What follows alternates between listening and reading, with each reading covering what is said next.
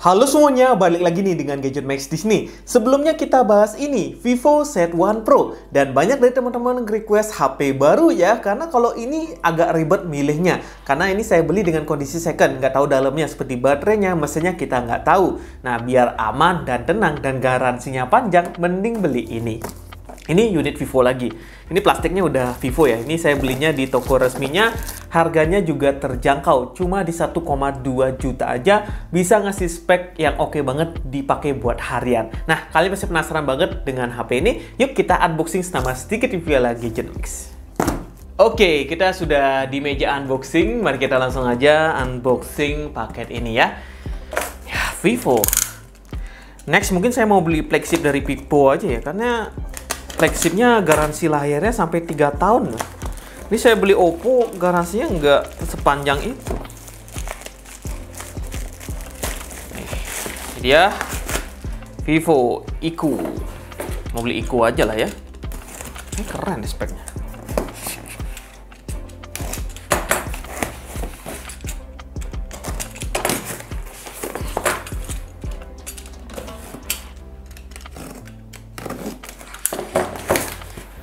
Packagingnya rapi juga ya.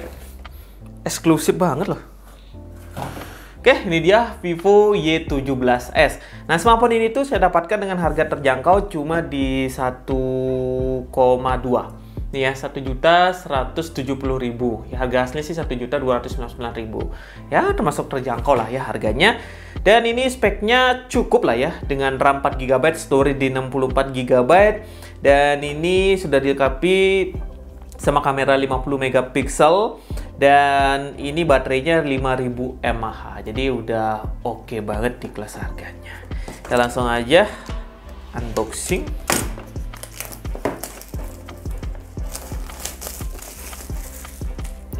Ini dia pakai chipset Helio G85, bukan Unisoc Tiger T606 ya. Oke, ini dia. Oke, mantap lah ya. Dan kita dapat ini jelly case seperti ini. Kemudian ini ada informasi penting, kartu garansi sama apa nih? Oh, buku panduan ringkas. Kita dapat adapter charger yang sudah mendukung 18 watt ya. Jadi udah oke banget di harga 1,2 juta. Kabelnya sudah USB Type-C. Dan kita dapat SIM ejector. Ya, untuk Vivo sih udah oke banget di kelas harga segini ya. Kita coba lihat unitnya.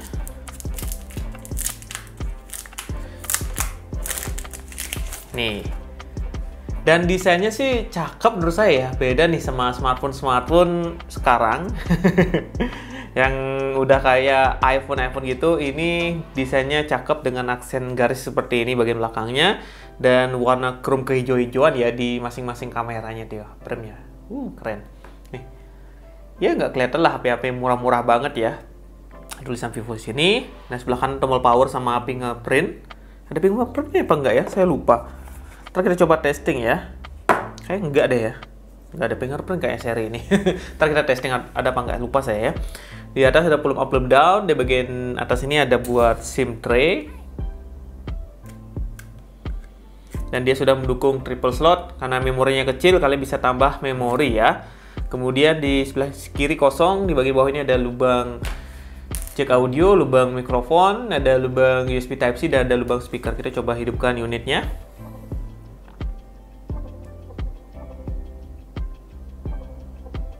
Nyala ya. Ntar saya balik lagi buat bahas lebih detail Vivo Y17s ini.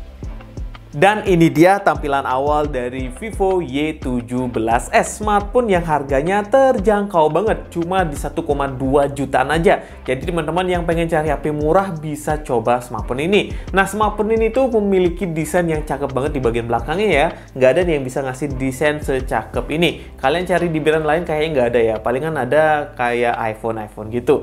Nah, smartphone ini tuh selain di bagian desain, di bagian build quality juga diperhatikan banget nih sama Vivo. Memang kokoh banget sih build quality-nya, digenggam juga nyaman banget. Nah, dan untuk masalah spare part ini tentunya banyak banget di pasaran ya. Dan kalau kalian beli Vivo baru itu garansi setahun, dan pasti kalau ada kerusakan diganti dengan gampang, nggak dipersulit. Nah, kalau garansinya habis gimana Bang? Kang servis pun pasti bisa servis ini HP ya, karena ya dalamannya gitu-gitu aja. Jadi Kang servis pastinya udah tahu lah gimana alurnya, apa yang perlu diganti, mana yang perlu diperbaiki, itu pasti Kang servis tahu, karena ya dalamnya kan sama aja gitu. Ya karena ini unit udah laku banget di pasaran. Beda sama smartphone yang baru-baru launching gitu ya, harganya murah, kalian beli ya bakalan susah dicari di spare part, sama Kang servis males benerinnya gitu ya. Kalau ini pasti mau dibenerin karena mereka tahu di mana beli spare partnya dan gimana cara benerinnya gitu ya. Kayak udah sering dipegang gitu lah ya. Nah, smartphone ini menarik banget untuk teman-teman yang kerja lapangan seperti jadi ojek driver, karena di bagian layar ini jadi ya primadona menurut saya. Layarnya bening, enak dilihat, nggak ada isu touch delay, jadi udah oke banget nih ya. Walaupun dari resolusi ini masih SD aja ya ini ya, dengan ukuran layar di 6,56 inch, kemudian ini resolusi layarnya adalah 720 x 1612 pixel dengan kerapatan layar di 269 ppi aja. Dan ini yang spesial adalah kecerahannya. Nah, biasanya tuh HP-HP lain itu kecerahan layar di HP ya HP harga sejuta gini, kalau dipakai di bawah sinar matahari itu pasti terasa kurang nyaman karena dia bakalan redup banget, kelihatan gelap itu. Nah, kalau ini tuh feel-nya tuh kayak HP 2 jutaan karena brightness-nya itu sampai 800-an ya. Nih, kalau saya cerahin bisa dilihat sampai putih kayak gini. Nih, beda nih sama-sama smartphone Itel tuh, kalau kita cerahin ya masih bisa dilihat. Kalau ini bisa cerah banget seperti ini. Dan ini nggak bakalan bikin kita ngeliatin deket-deket gitu ya. Kalau di bawah sinar matahari ya tinggal dicerahin layarnya. Dan ini kayaknya udah otomatis ya, karena ada sensor cahaya, jadi dia bakalan otomatis redup kalau cahayanya terang banget gitu ya. Maksudnya gelap gitu redup. Kalau cerah kan dia bakal terangin seperti ini. Nih, jadi ya udah oke banget nih. Jarang ada nih HP murah seperti ini. Jadi kalau kalian konsen di bagian layar buat kerja di bawah sinar matahari gitu ya, kayak Gojek itu, kayak ini bisa jadi pilihan selain service centernya yang ada di mana-mana dan keawetan dari HP ini. Nah, kita lanjut ke nonton YouTube ya. Kita coba nonton YouTube gimana hasilnya, enak apa enggak. Nah, kalau pakai nonton YouTube sih enak-enak aja ya, layarnya cerah dan tone warnanya saya seneng banget nih. Nggak burik-burik gitu loh, jadi emang diperhatikan banget nih untuk seri ini, layarnya udah cakep ya, dan suara speakernya juga cukup.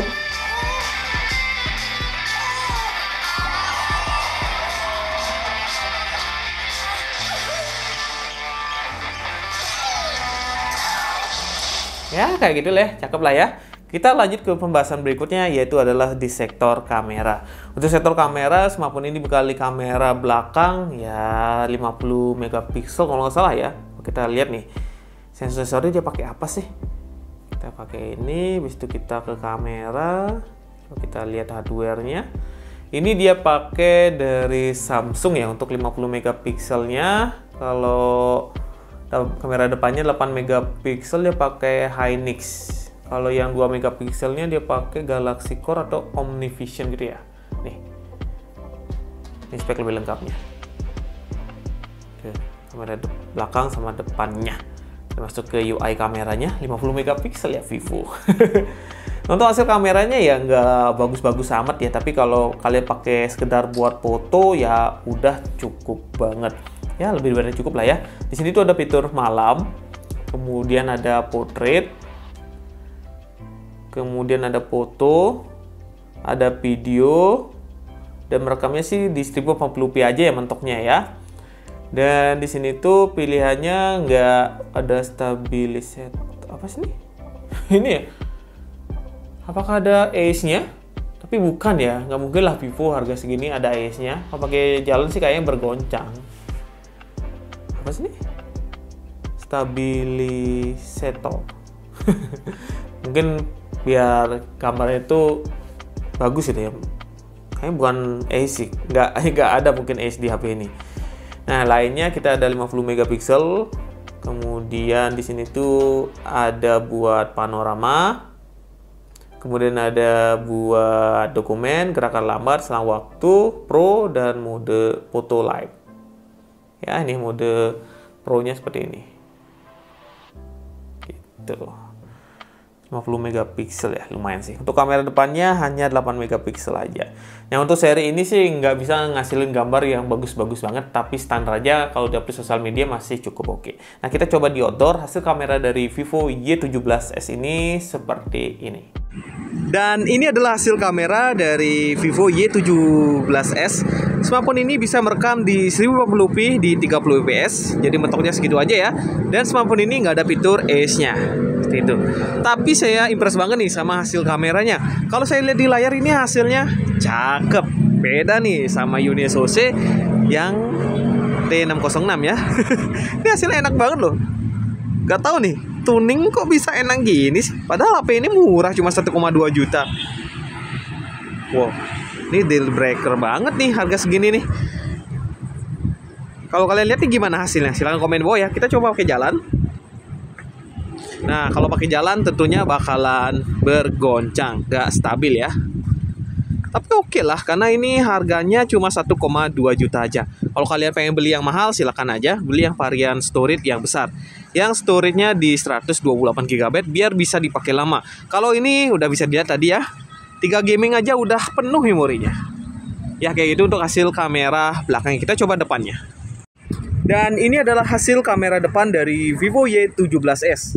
Suara mic-nya gimana? Kedengeran nggak? Mesti kedengeran ya. Ini saya rekamnya di siang hari. Dan ini saya coba pakai jalan. Dan kalau pakai jalan pasti bakalan bergoncang. Kalau pakai diam seperti ini. Dan bisa dilihat tone warna kulitnya ya. Ciri khas dari Vivo banget. Warnanya itu lebih ke putih. Lebih unik sih. Ya bukannya ke natural gitu ya. Tapi lebih ke emang biar enak gitu ya dipandang gitu. Jadi kulit saya jadi putih. Biasanya hitam. Dan mulut saya biasanya ini bisa dilihat jadi pink-pink gitu ya. Cakep sih. Oke lah, gitu aja untuk hasil kamera depan dan belakangnya. Dan untuk hasil foto seperti ini.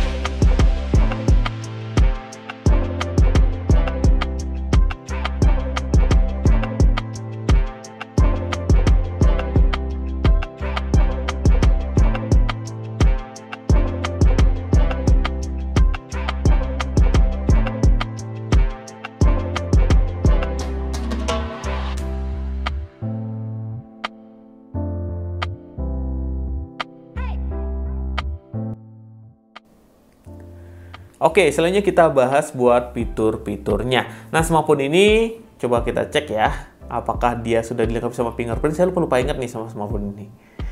Kita langsung aja masuk ke amanan. Wah, ini udah dilengkapi sama sidik jari ya. Jadi udah oke banget nih untuk security-nya. Tinggal diaktifin aja dan kalian tinggal pasang sidik jarinya. Kemudian smartphone ini sudah dilengkapi sama IP54 dust and water resistant. Jadi kalau lagi ngojek itu kena cipratan air dikit-dikit masih aman banget. Bukan dicelupin ya. Kalau biar aman banget ya pakai plastik gitu pelindungnya. Tapi kalau sekedar kena gemericik air masih aman banget smartphone ini. Sudah IP54. Nah, kita langsung aja bahas yang lain yaitu dari sensor-sensornya. Lengkap atau tidak nih? Nah, ini sensornya yang lumayan oke juga. Dari sensor cahaya ada di sini. Kemudian orientasi ada di sini. Kemudian giroskop, kok ada sih? Ini ada giroskop ya? Apakah ini hardware atau software? Ntar kita coba testing di game PUBG Mobile biar lebih pasti ya. Kalau game PUBG Mobile tuh nggak bisa dibohongi hardware atau softwarenya. Terus di sini ada sensor magnet. Oke, lumayan lengkap sih. Tuh, kita coba lihat dari GPU-nya. Dipakai apa sih ini? Ya, kalian pasti tahu lah ya. Dia menggunakan MediaTek Helio G85 dengan arsitektur intinya adalah 6X Amcortex A55 di 1,8 GHz sama di 2X Amcortex A75 di 2,0 GHz. Pabrikasinya di 12 nanometer ya. Dan GPU-nya menggunakan GPU Mali G52 MC2. Skor Antutunya berapa bang? Kita langsung aja testing.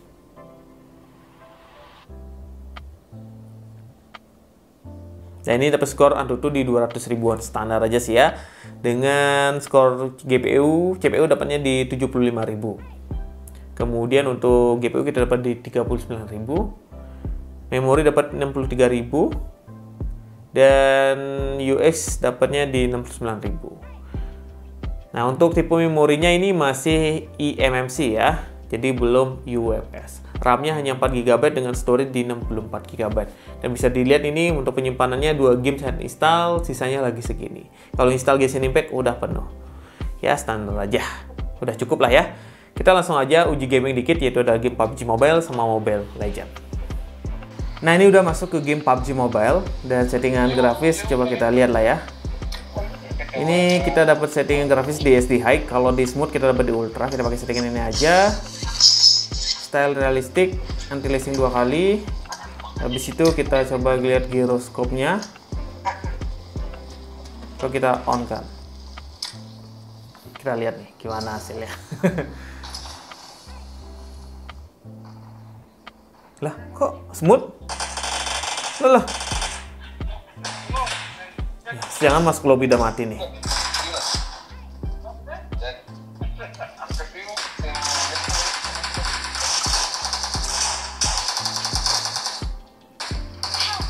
Oh, giroskopnya ini software ya.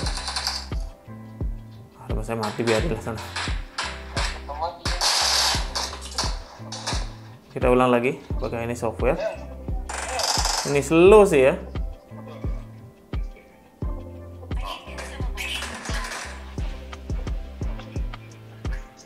Ini slow sih. Kayaknya giroskop ini software. Coba kita ulang lagi.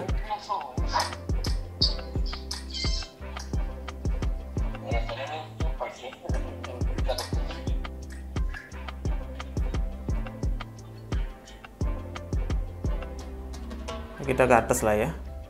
Biar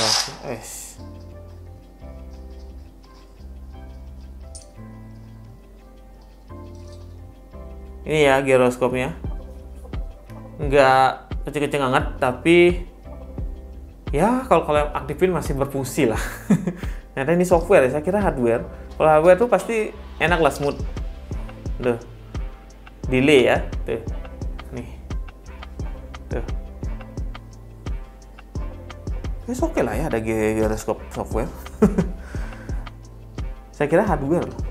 Kalau hardware mantap banget nih. Harga segini. Lah jangkrik musuhnya ada di sana.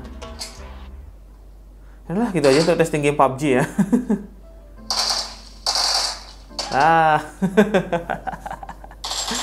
Kita lanjut buat game kedua, yaitu adalah game Mobile Legends. Dan di sini sudah masuk ke game Mobile Legends. Oh ya, tadi saya lupa nih bahwa di smartphone ini udah ada mode gaming, jadi kalian tinggal aktifin aja. Kalau kalian pilih boost, ya tinggal diaktifin aja, nanti bakalan di boost sama sistemnya.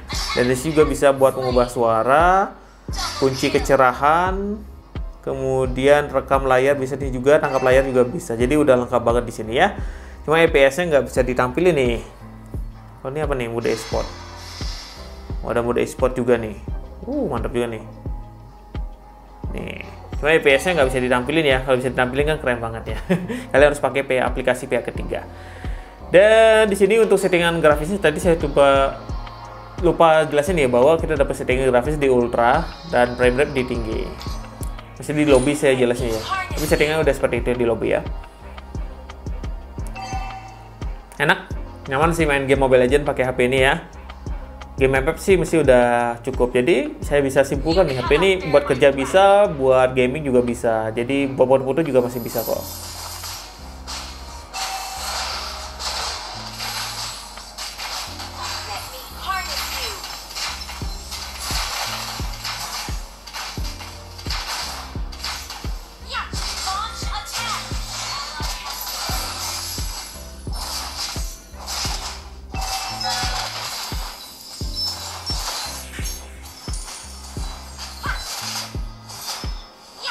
My tiger has been with me many years.